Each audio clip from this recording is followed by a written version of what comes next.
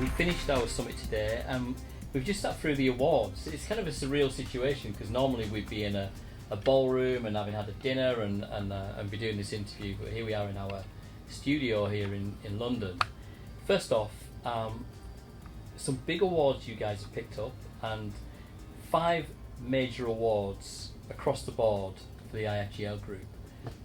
As the person at the head of that, how are you feeling right now? Well, I think it's great. One always sits there probably like the Oscars pretending you don't really care, but of course you do. We're all competitive animals and I definitely am, so one wants to win, but it's more than just winning. It's about a reflection, I think, hopefully on what the community thinks about what you're trying to do as a business. And I'm absolutely clear the fact that some of the awards reflect on individuals is really about how the company's done. If we hadn't done well as a business, I doubt some of the personnel type awards would have followed. So I'm absolutely clear that winning awards is a good reflection on all the hard work that everybody does. Certainly not always by me, as I'm sure everyone in the office will tell you, but there's a lot of hard work goes into making advisors believe that we're worth voting for, and so that really matters.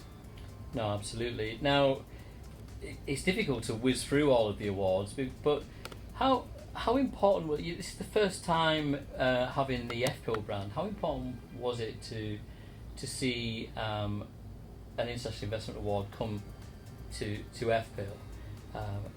How did that feel? And also, I'll ask the same question around Ardan International, which is also under your umbrella. What's it like to see those brands do well as Aura 360? Oh, it's great. I mean, FPIL has been hugely transformative for us. It's doubled us in size in terms of assets, pretty much in terms of people as well. It's grown the size of our establishments in places like Hong Kong and Dubai, and also given us an office in Singapore. And it's been probably the major task or project is integrating those two businesses over the last year and a half. And it makes you very focused on trying to do well at that. Like, that can be products, it can be systems, it can be service, it could be staff issues. But at the end of the day, we try to run ourselves as one business behind the scenes.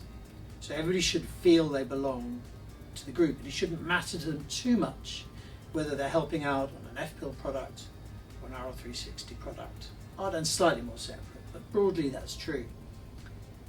Now, clearly that's an ongoing process. You don't sort of buy a company and wave a magic wand overnight. It's a long process. So what you try and look for is milestones along the way that show that you're getting there. And an award like that for FPIL is definitely one of those milestones. It's good to hear. It's the first time that they've won with us actually. So Yep. many congratulations to that team and obviously to yourself. Now I'm looking at the awards that you've picked up. There's a total of 5 that I lost count. It was like every other award was, and a couple of highly commended. I'll add those. And at least 2 highly commended. Now we always kind of joke about the big one and best international life group ex UK. What does it mean to retain that award? You've won it a few times and you've not won it a few times as well. What does it feel like to retain that award this year? Oh, it's huge. Because it comes from mainly advisors, a few other people, but mainly advisors. And it's easy to focus on small things like, does this product feature work? Did or did we not get some elements of service absolutely right? But when people stand back and say, overall, who do I like working with? Who actually is getting it right more often than not? I think that award represents that sort of umbrella view of, are we committed? Are we passionate about the sector? Are we broadly doing the right things and getting them right? So I think it's a very important award to win. No, absolutely. Now, we had, it's another award, it's the last award that we do of the night, the Personality of the Year award. We have a section for the advisory community and a section for the industry. And this is the second time that you've won it this year. I mean, how does it feel personally to pick up something like that, and how important is it for the overall company to see you recognised in that way?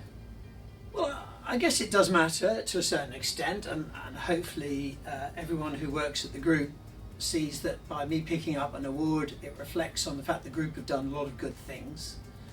It does seem a bit odd this year. There's no doubt about it. We've had 18 months of broadly being stuck at home or stuck on Zoom. So it's been different for everyone, and I do acknowledge that. And in some ways, maybe that's helped me since I won last year. But we also have been very active on Zoom. I mean, a lot of the sales and marketing people have done a lot of work on communications and relationship management through technology and Zoom. That's probably allowed me to be in the public eye a bit more than I would have been if I'd just been stuck at home, for example.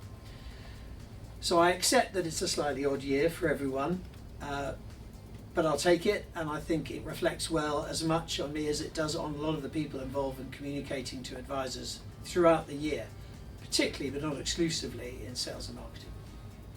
Well, many congratulations once again. We're so pleased for you guys. We do see how you work behind the scenes, and obviously we work together on numerous things. Thanks so much for the support for the Leadership Summit.